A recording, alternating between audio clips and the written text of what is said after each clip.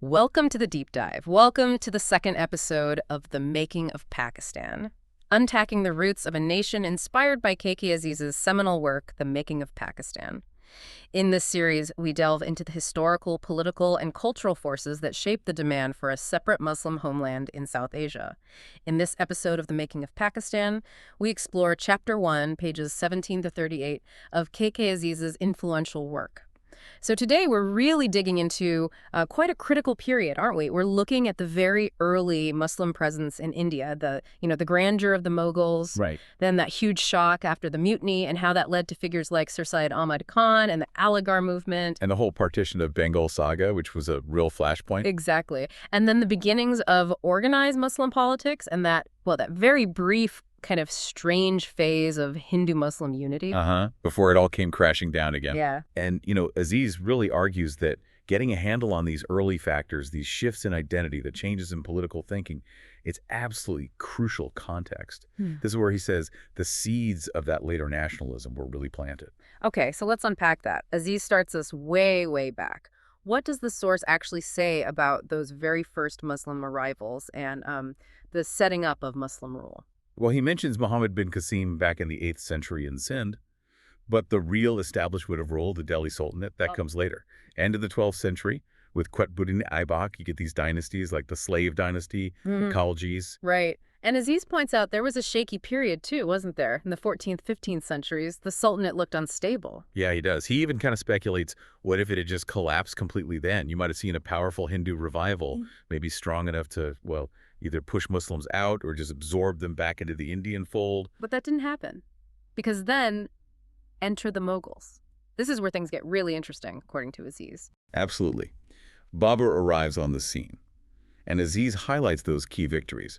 Panipat in 1526, Kanua in 1527. These weren't just battles, they were foundational. They established the Mughal Empire. And you get those famous names, the source lists. Babur, Humayun, Akbar, Jahangir, Shah Jahan, Aurangzeb.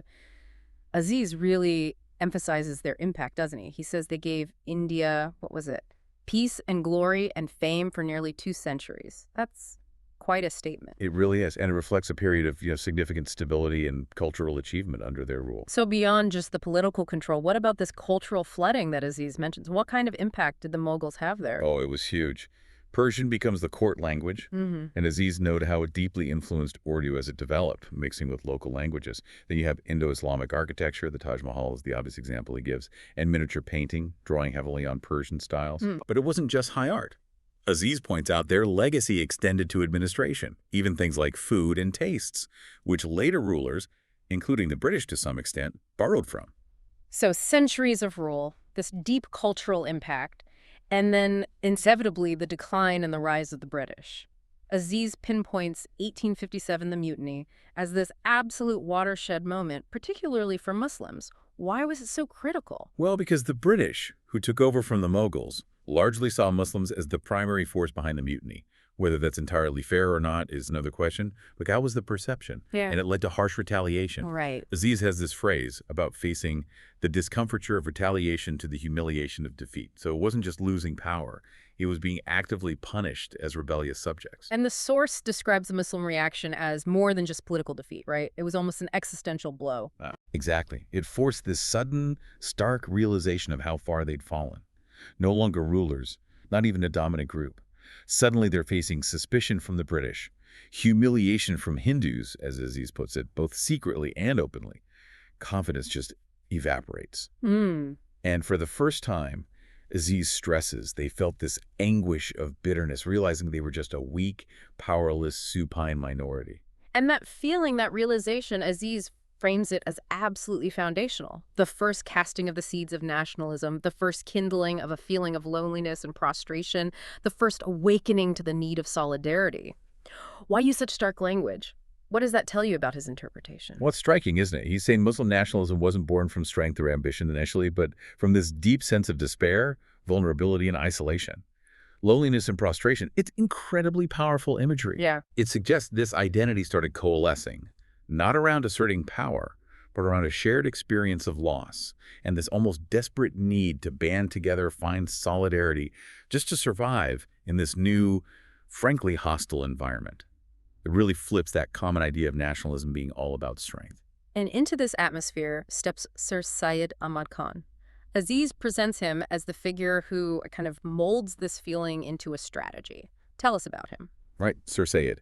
Born 1817, worked as a judge for the company. He was controversial from the start. He helped the British during the Mutiny, which obviously didn't endear him to many Indians. But then he also wrote that brave pamphlet essay on the causes of the Indian revolt, basically telling the British they didn't understand India. Okay, so what was his strategy for the Muslim community then? Aziz lays out three main pillars. Yes. First, loyalty to the British. Now, this was partly pragmatic, trying to repair the damage from the mutiny perception, acknowledging British power was here to stay. But Aziz suggests it went deeper for Sayyid, a belief that Muslims had to learn from the British, from European ways, to progress. Even quoting those private letters where he sounds quite dismissive of Indians compared to Europeans, it's complex. It is complex and uncomfortable reading sometimes, but it suggests his loyalty wasn't purely tactical. The second pillar was this absolute devotion to education. He saw it as the only way forward, the only salvation, Aziz quotes him saying. Right. Muslims needed education to compete for jobs, gain respect, basically function in the British system. And he poured immense energy, insane perseverance, Aziz calls it, into founding the Mohammedan Anglo-Oriental College at Aligarh in 1875, crucially trying to blend Western and Eastern learning. And the third pillar, aloofness from politics. He thought political agitation, especially joining groups like the Indian National Congress, founded in 1885, was simply suicidal for Muslims in their current position. Why suicidal? Because they were disadvantaged, outnumbered. He strongly opposed joining Congress. He predicted violence and civil war if their demands for representative government were met too quickly. Aziz highlights his view that representative systems only worked if you had one nation. In India, he feared it would just mean more Hindu dominance, putting one more rivet in Muslim chains. So incredibly controversial views. He must have faced enormous criticism. Oh, absolutely. Aziz mentions he was called a sycophant, faced religious opposition, contempt from other politicians. But despite all that, he did gain followers. And the movement he started, the Aligarh Movement, really focused on this cultural and social uplift literature, modern education, a more rational approach to religion. So what was the ultimate impact of all this, according to Aziz? It had a massive impact. It definitely boosted Muslim self-confidence, earned them more respect, improved their educational and economic standing. But the key point Aziz makes is that it fostered this sense of being a separate entity, a different community, this feeling of separateness and of oneness among themselves. Aziz says that was the first foundation and the first symptom of Muslim nationalism. It's that crucial link between the post-mutiny despair and the start of a distinct political consciousness. Okay, so the Aligarh generation comes of age, more confident, more aware of the separate identity, but maybe less willing to follow Sayyid's strict no politics rule. What starts pushing them towards actual political organization? Well, the political landscape itself was shifting, as Aziz notes. You had things like the Indian Councils Act of 1892, slowly expanding representation. And the Hindus were organizing effectively through Congress, making their demands heard. It just started to seem, well, unwise for Muslims to stay completely on the sidelines. Right. And then comes 1905, an administrative decision that ignites a political firestorm. The Partition of Bengal. What was the official line from Lord Curzon? The official argument was purely administrative. Bengal was just too massive, too unwieldy for one governor to manage effectively. Splitting it, Curzon argued, would lead to better, more personal governance. The result was two provinces, Eastern Bengal and Assam, with a Muslim majority, and Bengal proper, with a Hindu majority. And the reaction, particularly from the Hindu community. Aziz details a pretty major backlash. It was fierce, a huge outcry. Accusations that the government was playing divide and rule, deliberately favoring Muslims. They talked about the vivisection of the Bengali homeland, an attack on Bengali nationality and culture, and a blow to the nationalist movement. But Aziz also presents what he calls contemporary evidence, suggesting other motives might have fueled that opposition. What were they? Yes, he points to the view, common at the time, that the opposition was driven heavily by high-caste Hindus who dominated jobs and influence in the old, undivided Bengal. They resented losing that monopoly and feared competition from Muslims and lower castes in the new structure. He mentions statistics about job distribution. He does, citing figures showing Hindus held vastly more appointments. There was also, Aziz notes, economic anxiety in Calcutta about the port of Chittagong, in the new Muslim-majority province, potentially becoming a major rival. So the argument Aziz presents is that the Hindu opposition was perceived as being as much about preserving their dominance, as much anti-Muslim as it was anti-British. And the Muslim reaction? Completely different. Diametrically opposed, according to Aziz. They generally rejoiced. They saw it as a benefit, freeing them from what they perceived as Hindu dominance and oppression in the old system. They held meetings, thanked the government, and urged them to consider the partition a settled fact. So this partition controversy, with such starkly different reactions, really highlights the divide. How did this then push Muslims towards forming their own political organization? Well, Aziz argues it fundamentally exposed the hollowness, as he puts it, of the Congress claim to represent everyone. It just reinforced the feeling among many Muslims that their specific interests weren't safe within a broader Indian nationalist movement that seemed overwhelmingly Hindu in its concerns and leadership. So staying completely apolitical, like Sir Sayyid had urged, just didn't seem viable anymore. The era of politics had set in, Aziz writes. They felt they couldn't join Congress. One leader is quoted saying they'd be crushed out of the semblance of nationality. Which logically leads to needing their own platform. So how does Aziz trace the path to the All India Muslim League's formation? He points to four main factors coming together by December 1906. First, that idea Sir Sayyid fostered of Muslims as a separate group. Second, the perceived Hindu nature of Congress. Third, the whole anti-partition agitation, which confirmed Muslim fears about Hindu intentions. And fourth, this really crucial desire for exclusive electorates. Separate electorates. Explain that a bit more. This was formalized just before the League's formation, at the Simla deputation in October 1906. Muslim leaders went to the Viceroy, Lord Minto, and made two key demands.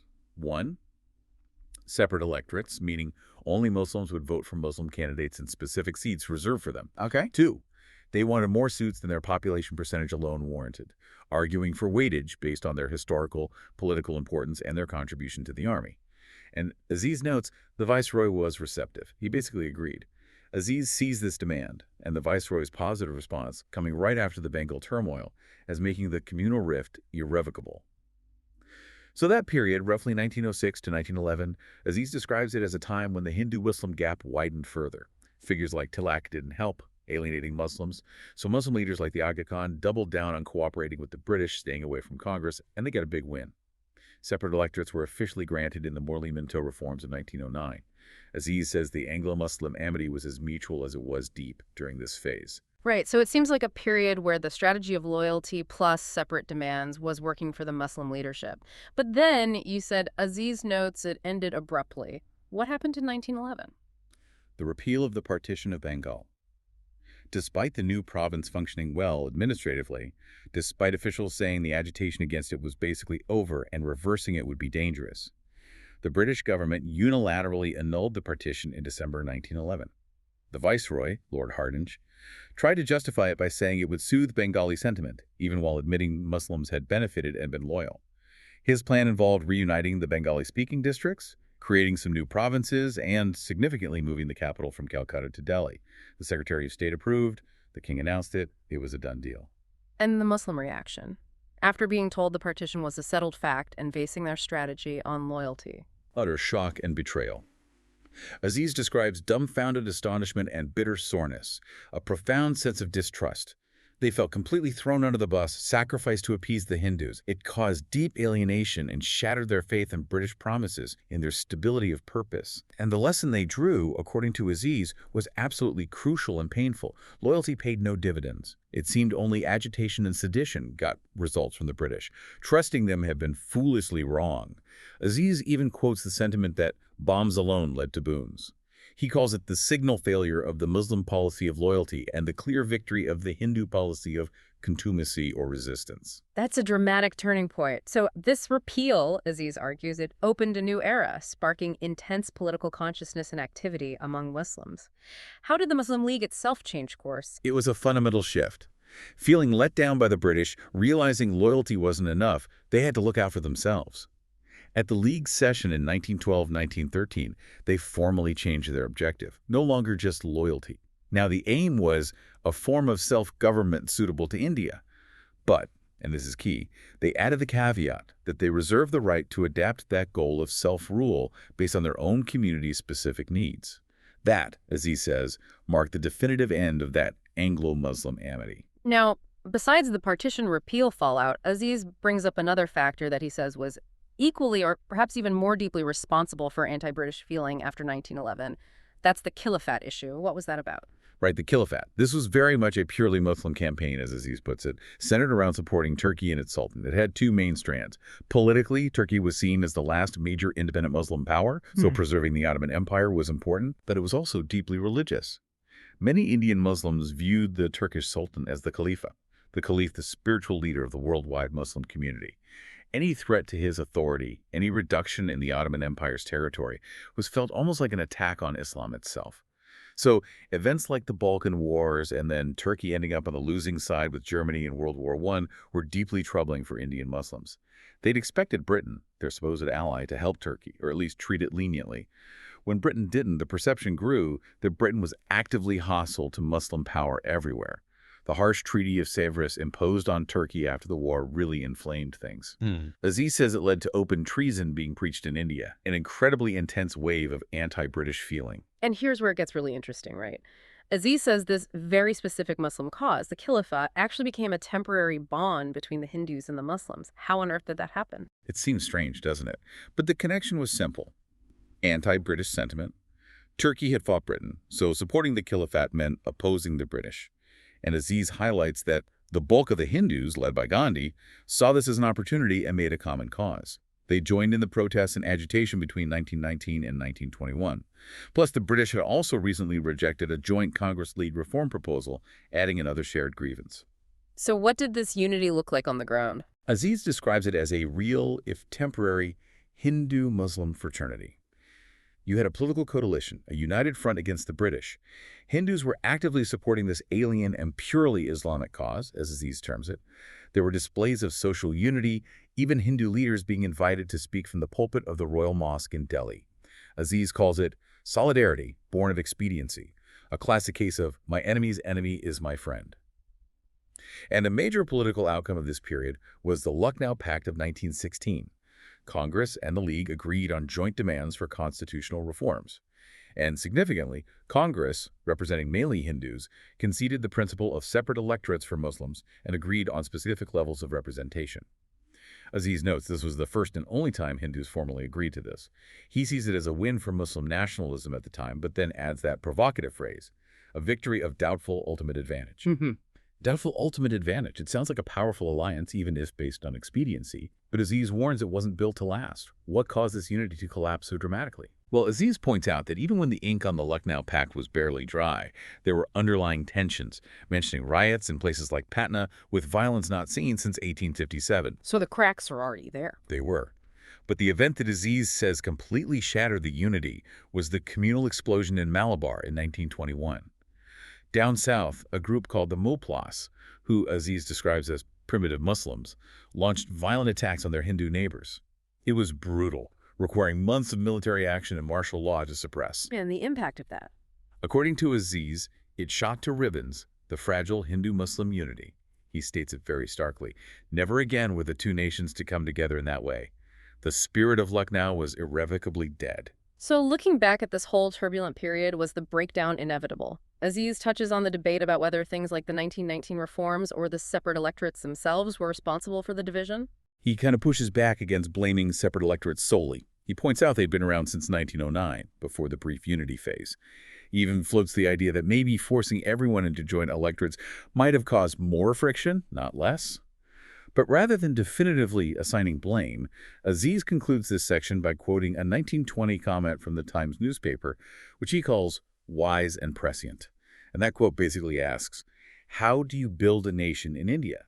Do you do it by giving significant minorities like the Muslims potent grievances? Or should authority perhaps be maintained until some kind of Indian national union became a plain and irrefutable fact? Aziz leaves us mulling that over. Wow. Yeah, that really covers an incredible amount of ground, doesn't it? From the heights of Mughal power to this profound sense of minority status after 1857, the rise of figures like Sir Sayyid trying to navigate that, the political awakening around Bengal's partition, that brief, intense Khilafat unity, and then the utter collapse into division. You can really see as he's tracing those seeds of nationalism he talked about. Absolutely. And what stands out is just how quickly alliances could shift, how loyalties were tested and changed based on perceived threats and opportunities. Aziz really lays bare those deep underlying differences that persisted even during moments of apparent unity. The events between, say, 1857 and the early 1920s fundamentally reshaped the landscape for Muslims in India and, as Aziz shows, set the stage for everything that came after. So thinking about all this, maybe a final thought for you, our listeners, to consider, drawing from Aziz's narrative. When you have these deep historical, cultural, and now political divisions laid bare, can real lasting unity ever be built just on shared opposition to a common enemy? Or does it require something much deeper, a more fundamental reconciliation of those inherent differences and competing hopes for the future? Something to think about. That brings us to the end of this deep dive into KK Aziz's first chapter. We'll continue unpacking the roots of this nation in our next episode. Until then, keep digging deeper.